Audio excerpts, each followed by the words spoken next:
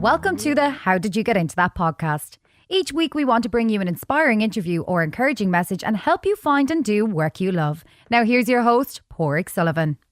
Good evening everyone, and you're all very welcome to our new podcast show, which is the show you've all been waiting for. Every week we will interview people from all walks of life that are doing something interesting to make a living. Whether you're looking for your first job, ready to make a career shift, interested in starting a new business, or becoming an entrepreneur, you'll find it here. Each episode will bring you the stories and journeys of people just like you, who wanted something more out of their life and career, and did the work to make it happen. Beginning tonight, I will be interviewing a counsellor, and then in the coming weeks, we will have a business owner and an officer in the Defence Forces. People from all walks of life, doing what they love, are here to tell their stories. I am very happy to introduce our first guest on our show this evening. Breda Mooney, who is a professional counsellor and psychotherapist, has a private practice on the grounds of her home and splits her time working with the agency Accord in Tullamore, County Offaly. Good evening, Breda. Good evening, Pádraig. Breda, in today's society, we seem to hold mental health in a far more serious manner and have almost removed the stigma attached to it. Would you agree with this? Well, that is a very complex and loaded question, and it would take a lot more time than we actually have here now. But there is a very positive and I suppose a huge surge toward mental health today in a very positive way, and we have come a long way. And I suppose that is primarily with a lot of media attention in a very positive way, with ads and like sports stars coming forward, maybe talking about their own personal journey of depression, maybe alcohol problems, some with other difficulties as well. And that has helped a lot. The like of Brezzy and other sports stars come as well. And I suppose a lot of attention is given now to schools in promoting anxiety and difficulties younger people are having. So in fact, we have come a long way, but there is still quite a lot to do in regarding the stigma that is attached, but we're working towards it. What was the primary reason you started studying in this field, or has it always been a passion of yours? Yes, this has always been a passion of mine, and I would like to believe that I have always possessed good people skills. And I found myself that I was always curious and interested in the deeper side of people and the difficulties they had navigating themselves through those difficulties. And how long are you in this field? I began studying 17 years ago, and I did a return to learning course in NUI in Maynooth for 1 year. And then that was followed by a counselling course. And as a result of this counselling course, my gut feeling was telling me that this is exactly what I wanted to do. I then studied in the Liberties College in Dublin, and I did a 2-year diploma in counselling and psychotherapy. And this was then followed by an addiction course in Trinity College. After my 2 college courses, I did a placement, one in Simon and one in Ballyfermot, and that was over a period of 2 years.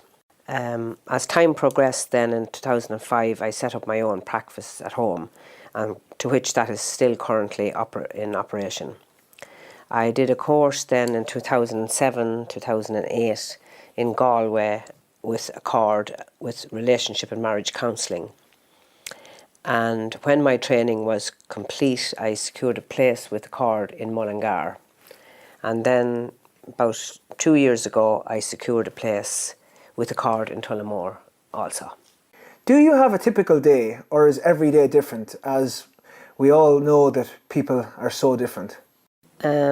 Every day brings its own uniqueness. And by that I mean I am present and part of an amazing inward journey with the client or clients, accompanying them through very painful emotions within themselves. And while this can be extremely difficult for the client, and sometimes it's also very difficult for the counsellor, it is also an honour and privilege to be with them through this very painful journey. Are you ever shocked by what you hear, or has your training covered all the bases? Of course, I am occasionally very shocked by some of the lived lives and stories and experiences people have and the traumas that they have or are experiencing. But as a counsellor, I have many support systems in place. For example, I have personal counselling, also supervision and ongoing training days, which are hugely helpful in self-care. And with all those support system in place for myself, it enables me to do a job that I love at the highest level. How has your career changed since the time you began? Well, the only way I can answer that honestly is to say that life in general in Ireland has changed dramatically since the time that I began as a counsellor. For example, we have legal divorce and separation in Ireland, and also legalised gay marriage. And the openness of life and issues like underage drinking, binge drinking, drug problems, technology, gambling, pornography, all the changing of this landscape and the issues that present themselves in the counselling room has totally changed from the time I began. Have you ever been verbally or physically threatened in your work? Well, I have thankfully never been threatened in any shape or form while doing my job. But we do have a protocol if such incidents may arise. First of all, there is always an extra person in the office, and that is for safety reasons.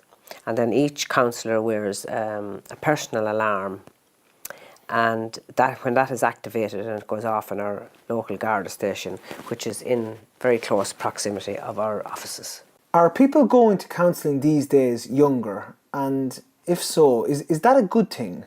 Well, people are certainly using counselling services more frequently these days. And counselling would be seen as a more accepted support system. And while there are many factors that contribute to this, like I suppose the biggest one would be the change in the family structure because of separation, divorce, and then you have second relationships and blended families. And all these are creating new challenges for couples and children. So to answer your question, I have seen an increase of younger people attending counselling in our services. Now, bearing in mind, we only see people between 18 years of age and over. But that particular age group, there is a significant increase in that age bracket between 18 and 35. Should everyone receive some level of counselling, in your opinion? In an ideal world, yes. And counselling is very helpful to explore, we'll say, new ways of dealing with problems and difficulties in people's own personal life. But counselling really is not for everybody, even though there is more acceptance and availability of counselling nowadays, which is very helpful, but ultimately it is a personal choice. What do you least like about your job?